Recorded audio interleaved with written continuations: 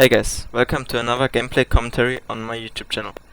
Although this time it's not me playing, but my WUSA teammate DerZernichter, in his E100, the tier 10 German heavy tank. The focus in this video will be on the armor of the E100, as it is one of the best armored tanks in the game.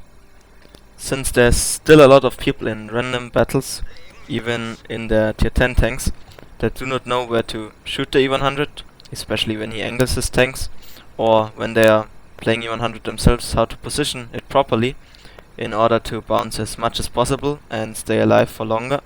I will give some advice on how to play in and against an E100. The map is Arctic region, and of course as a heavy tank, DerZernichter is having towards the southeastern part of the map, where you have good cover against artillery, which is of course one of the E100's biggest nightmares, as the tank is really big and therefore pretty easy to hit. As he is on his way to get into position, there's a pretty interesting thing to notice. DerZernichter aimed and shot in the direction where the enemy will most likely be when they are coming closer to the mountain and get into position. You can and should always do these kind of blind shots. Why? Because, why not? Of course in like 99% or even more of the games you will hit nothing, but there's always a chance to hit.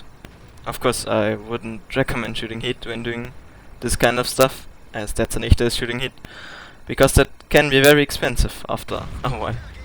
A really careless and clueless pattern gets set on fire by DerZernichter, and after burning, because he apparently had no fire extinguisher, he gets taken out by another shot of the Object 416. Afterwards, he's aiming at the E100, who's angling his tank, and DerZernichter on his own also angles his tank after he shot. Let me explain and show you why this is exactly the right thing to do. To do so, let's look at the armor model of the E100. First, we're looking at it frontally, in a 90-degree angle. The effective armor of the lower front plate is 250 to 270, as you can see, and the upper front plate is 320 to 330 millimeters thick with auto bounce parts.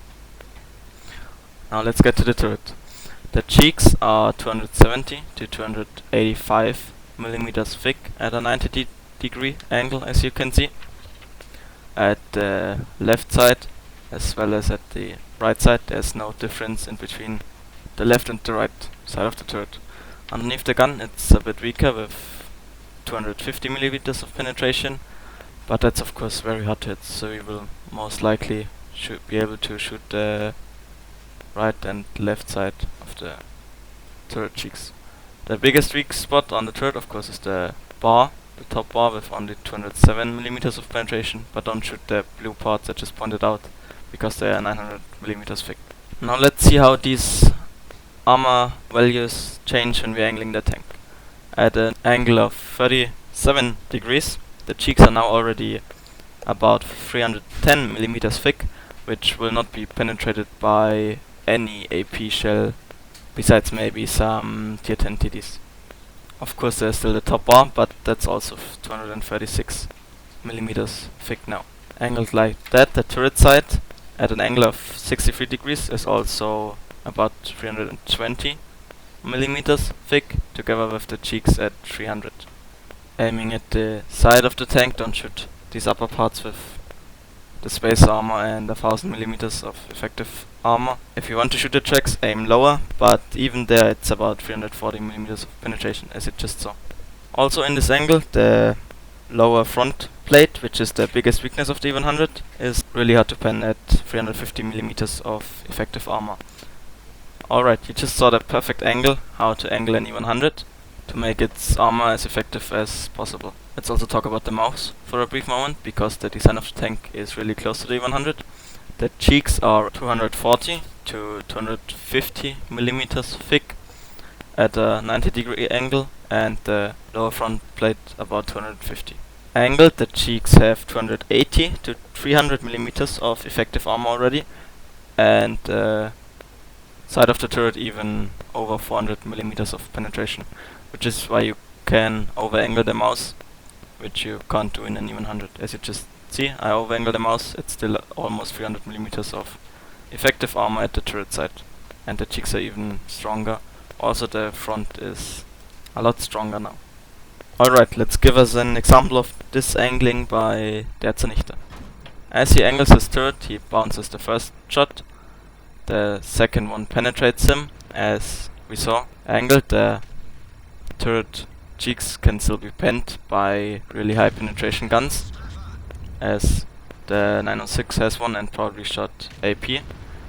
DerZernichter shoots the AMX 120 once on the cross. No idea why he would cross there, but he paid for it. And ends up with another shot at the 907. After his shot, of course, he angles once again, because the E100 pops out. So he angles his turret, waits for the shot, the E100 bounces, even with feet, because the angle was too good and the armor therefore became really strong. DerZernichter shoots the object 907 once more, gets hit by RT, and therefore after his shot of course has to angle again because of the E100. Now this is what really is important. When an enemy aims at you, you know that your armor is strong enough to bounce a shot. Just like have the patience. You need to have the patience to let them shoot and bounce. As DerZernichter does. He just waits for his shot. There it is, so he can go out again, aim, but does not have the shot, so he pulls back with great situational awareness, sees that there's an E100 underneath him, still trying to have a shot at the E100, the T30 blocks DerZernichter's shot, gets tracked therefore, so it's time to go down and fight the E100 and the T54 E1. He shoots the E100 from above into his engine deck, sets him on fire, but the E100's got an automatic fire extinguisher. Afterwards he focuses of course on the T54 E1 first, because that's 100% a one shot for him, and the E100 isn't aiming at him anyway. Afterwards goes a little bit back, has great awareness that the next E100 comes, so he pulls back a bit and starts angling towards that E100, because the other one is looking at him anyway, bounces a shot and can finish the first E100. The enemy E100 noticed his mistakes of going down there, pulls back again, and DerZernichter goes for chasing him. RT only splashes the E100, leaves him at really low HP.